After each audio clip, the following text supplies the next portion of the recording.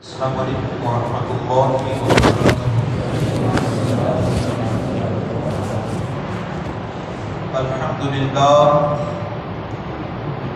الحمد للہ الذي ابدع الاخلاق والارضین والصلاة والسلام على من كان نبيا وآدم بين الماء والطين وعلى آلہ واصحابہ اجمعین، اما بعد، اعوذ باللہ من الشیطان الرجیم، بسم اللہ الرحمن الرحیم۔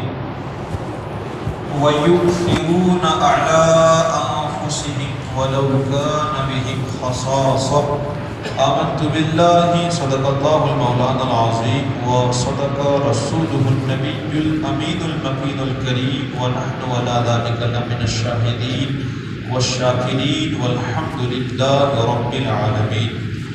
بلغ العلا بکمالہ کشف الدجی بجمالہ حسنت جمیع خصالہ صلوا علیہ وآلہ وسلموا تسلیما۔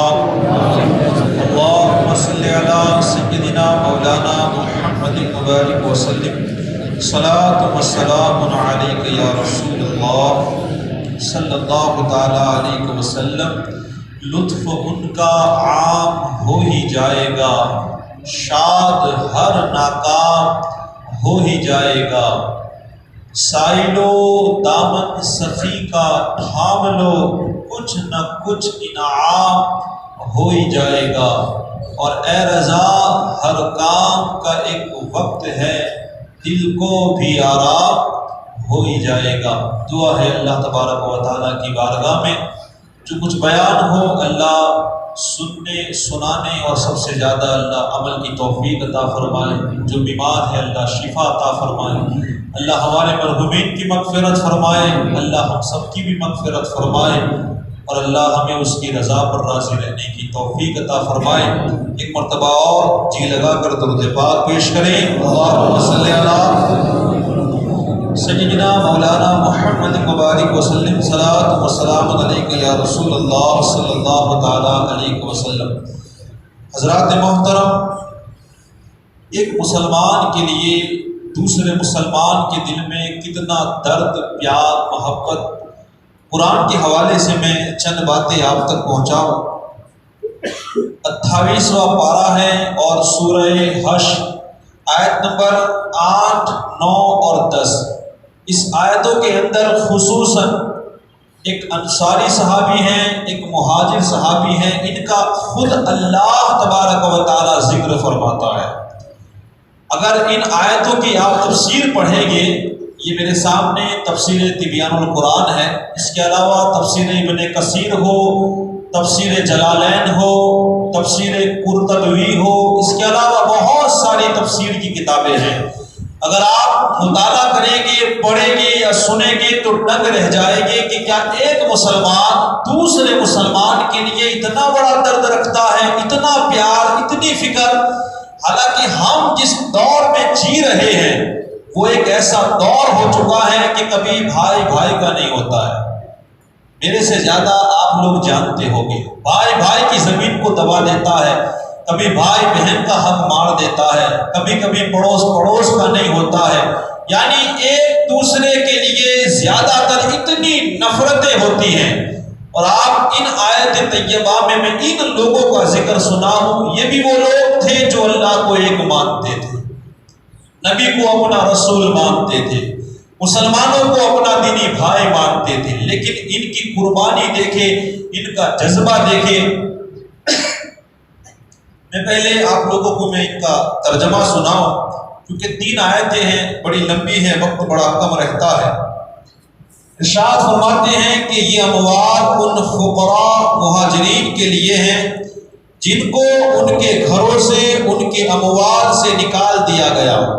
وہ اللہ کے فضل اور اس کی رضا کو طلب کرتے ہیں اور اللہ کے دین کی اور اس کے رسول کی مدد کرتے ہیں، یہ لوگ سچے ہیں۔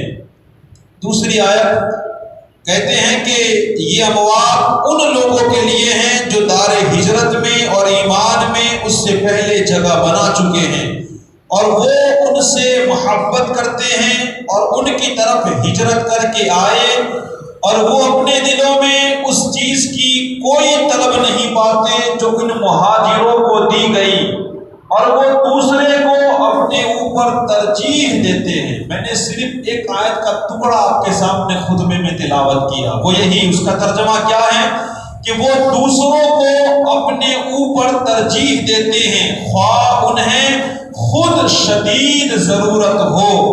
آگے فرماتے ہیں اور جن کو ان کے نفسوں نے بخل سے بچایا گیا سو وہی لوگ فلاح پانے والے ہیں۔ اور آخری آیت کہتے ہیں کہ ان کے لیے ہیں جنہوں نے ان کے بعد ہجرت کی، وہ دعا کرتے ہیں اے ہمارے رب ہمیں معاف فرما اور ہمارے ان بھائیوں کو جو ہم سے پہلے ایمان لائے، اور ہمارے دلوں میں ایمان والوں کے لیے کوئی کینہ نہ رکھ۔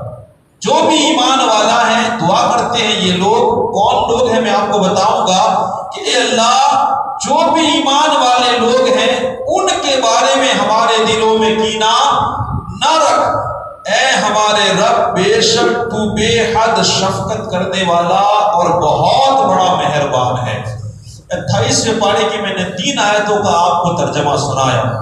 ایک مختصر سی زندگی حضور کی سنیں۔ سرکار دو عالم صلی اللہ علیہ وسلم مکہ شریف میں پیدا ہوئے اور 40 سال آپ مکہ شریف میں رہے، لیکن نبوت کا آپ نے اعلان نہیں کیا۔ 40 سال کے جب آپ ہوئے تب آپ نے نبوت کا اعلان کیا۔ اس کے بعد پھر مکہ شریف میں آپ 13 سال رہے اور ان 13 سالوں میں آپ نے دین کی تبلیغ کی، تو آپ کو کل 53 سال مکہ شریف میں ہو گئے۔ اللہ کا حکم ہوا، یہاں سے پھر آپ ہجرت کر کے کہاں گئے؟ مدینہ شریف گئے۔ دیکھیں حضور کا کمال فضل، دیکھیں اس کا نام پہلے یثرب تھا، لیکن جب سرکار وہاں پہنچے وہ یثرب نہیں رہا، آج وہ مدینہ بن چکا ہے۔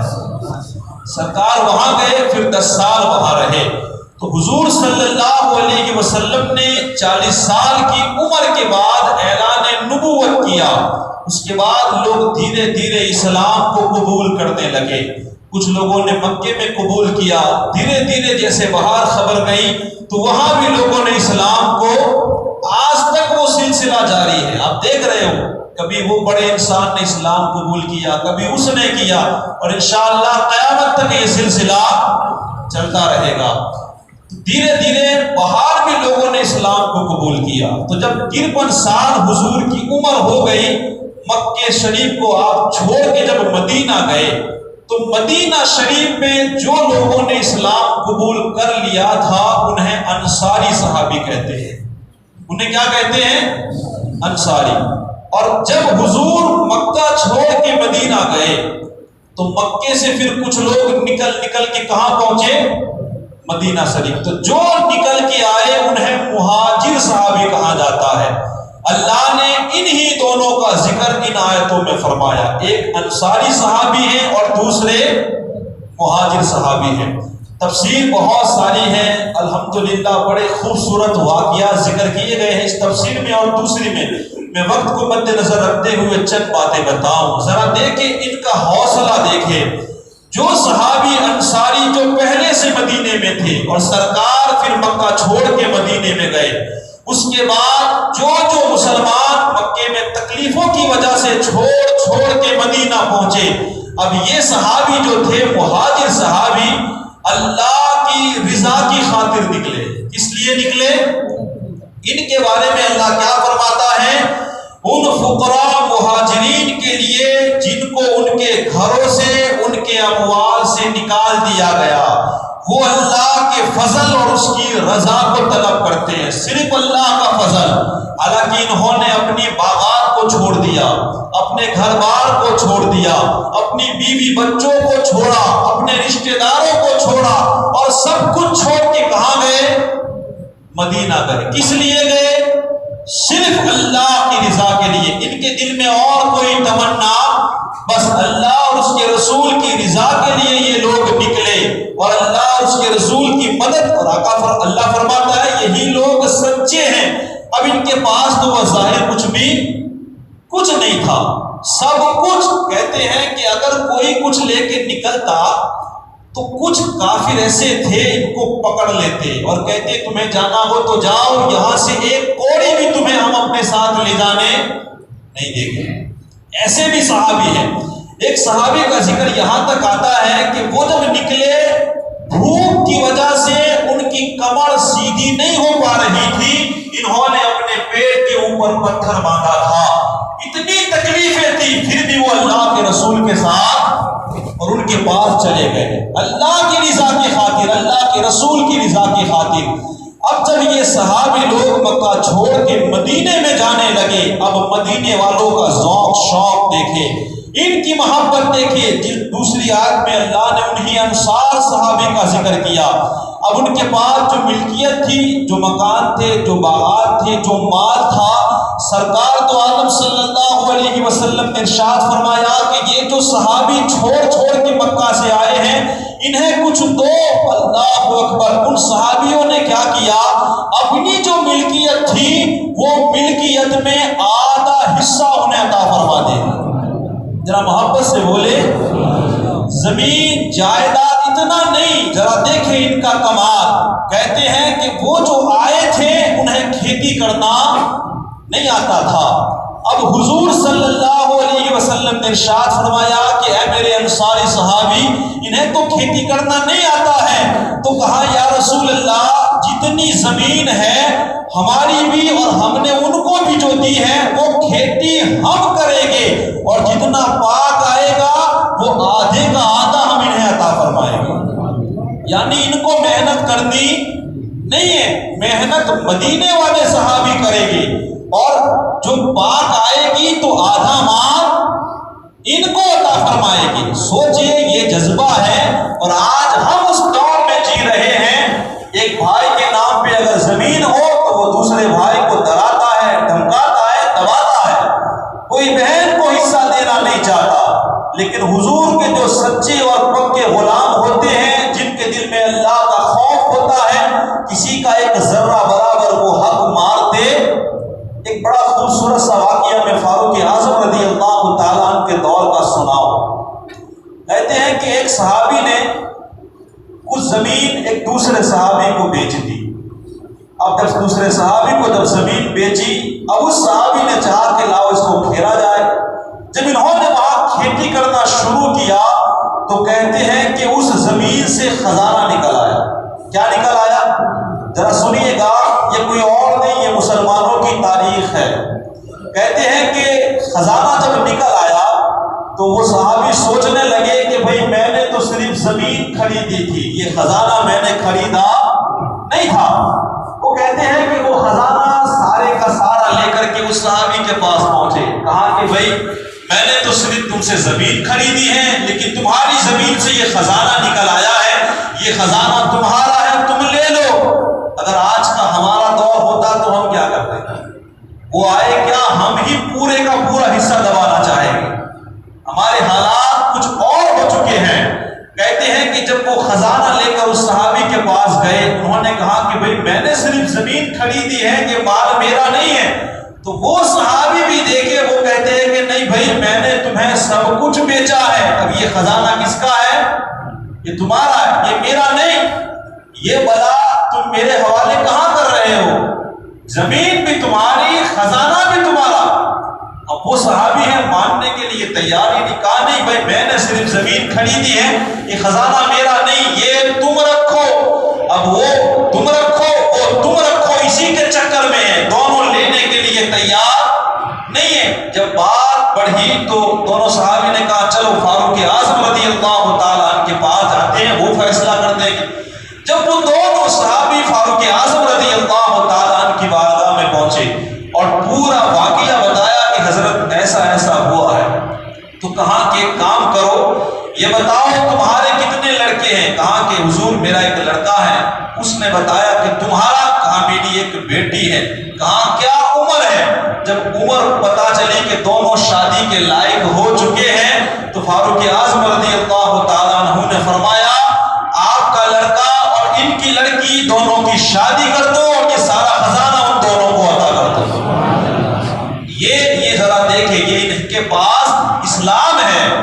دیکھیں کتنی محبت تھی، مال سے لوگ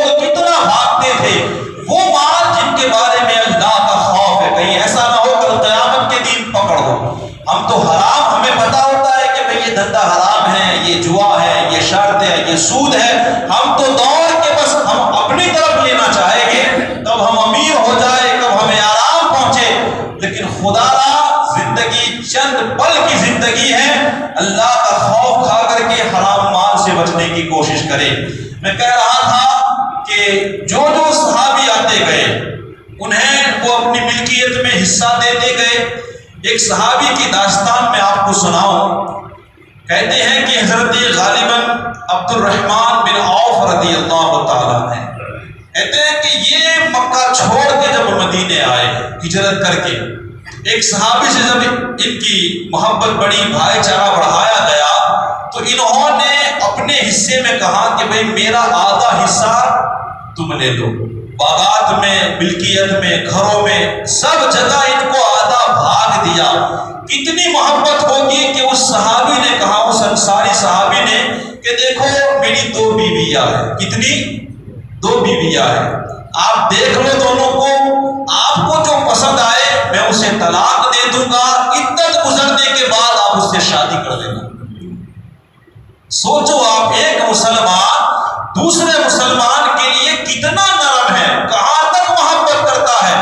کہاں اپنی عورت، اگر دوسرا بھائی جو اللہ اس کے رسول کے لیے جو سب کچھ چھوڑ کے آیا ہے، اس نے اپنی بیوی کو چھوڑ دیا، اپنے رشتہ داروں کو چھوڑ دیا.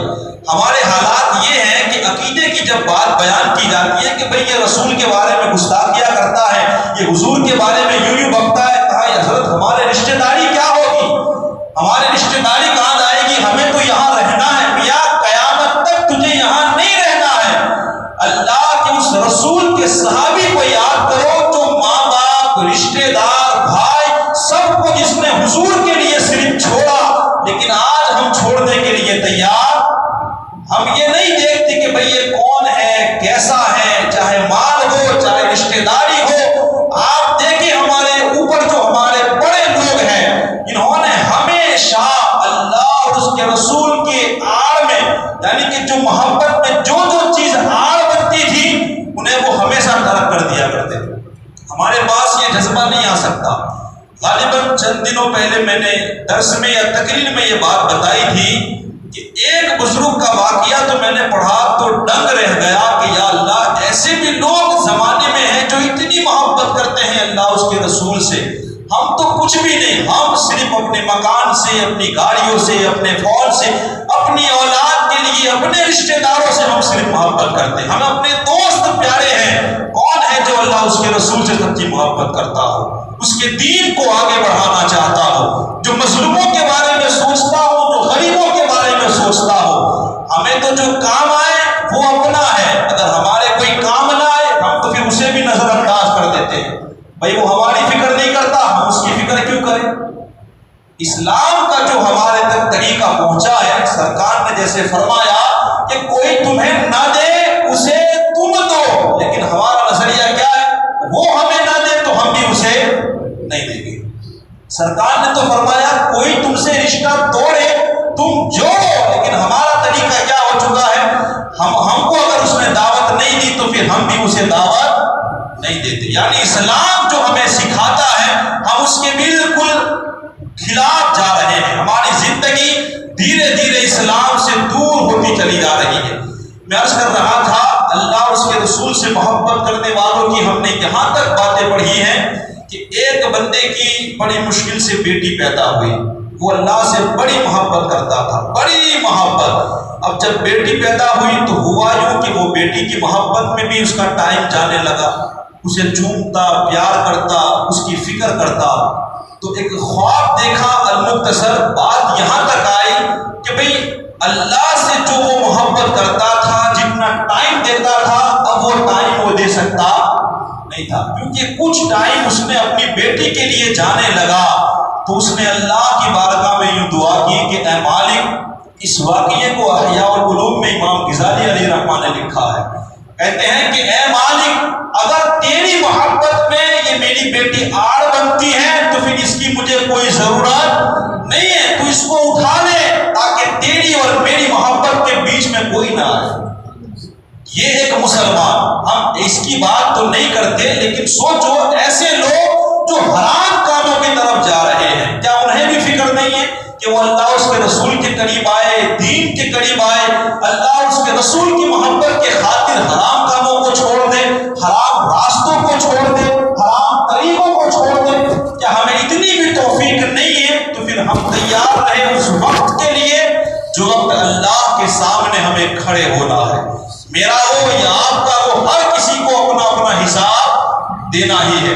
عرض کر رہا تھا کہ ان صحابیوں نے بڑا بلیدان دیا اپنی جائیداد میں، اپنے باغات میں، یہاں تک کہ اللہ تبارک و تعالیٰ نے فرمایا کہ انہیں سخت ضرورت ہوتی پھر بھی وہ اپنے بھائی کو اپنے اوپر ترجیح دیتے، اور جو وہ چیز تھی وہ اپنے بھائی کو دے دیتے۔ واقعات بہت، ایک آخری میں بتاؤں، جیسے کہ ایک صحابی نے کے پاس کسی نے بکرے کی یا کسی جانور کی سیڑھی کو بھیجا، سر کو، اس کو ضرورت تھی، لیکن اس نے پھر کیا کیا، وہ لے کر کے اس نے سوچا، اس صحابی نے، کہ بھئی مجھ سے زیادہ میرے اس بھائی کو ضرورت ہے، اس نے وہاں دے دی۔ اب اس بندے کو بھی ضرورت تھی، اس نے وہاں سے لے کر کیا کیا، کہا میرے اس بھائی کو ضرورت ہے، اس نے اس کو دے دی۔ تیسرا، چوتھا، اس طرح 7 گھر گھوم کے وہ سر واپس پہلے والے صحابی کے پاس آیا۔ یہ ان کے درمیان محبت تھی، آج وہ ہمیں نظر نہیں آتی ہے۔ آج اختلاف بہت زیادہ ہے۔ آپ بیٹھے، اکثر میں نے زندگی میں یہ بات بڑی گہرائی سے تجربہ کیا، جہاں 2 بندے اکٹھا ہوتے ہیں، اللہ اس کے رسول قرآن کی باتیں کم ہوتی ہیں، بندوں کی تیرا میری زیادہ ہوتی ہے۔ وہ ایسا ہے، فلاں ایسا ہے، ٹھکنا ایسا ہے۔ آج اس میں ہم لوگ زیادہ پڑ چکے ہیں، یہاں تک دیکھا گیا کہ ایک بھائی ہے، وہ بیٹھا ہے، وہاں تک اس کی تعریف کرتا ہے، جیسے ہی وہ اٹھ کے گیا فوراً اس بندے کے وہ عیب ڈھونڈتا ہے، اس کی غیبتیں کرتا ہے۔ آج ہم یہاں پہنچے ہیں۔ انشاءاللہ میں نے جو آیت کریمہ تلاوت کی وہ ایثار کے حوالے سے، وقت ملا تو انشاءاللہ آئندہ جمعہ اس پر بات کریں گے کہ ایثار کیا چیز ہوتی ہے، اور ایک مسلمان کے دل میں دوسرے مسلمانوں کے جذبے کیسے ہوتے ہیں۔ دعا ہے اللہ تبارک و تعالی ہم سب کو ایک دوسرے کے ساتھ حسن سلوک کرنے کی توفیق اور رفیق عطا فرمائے۔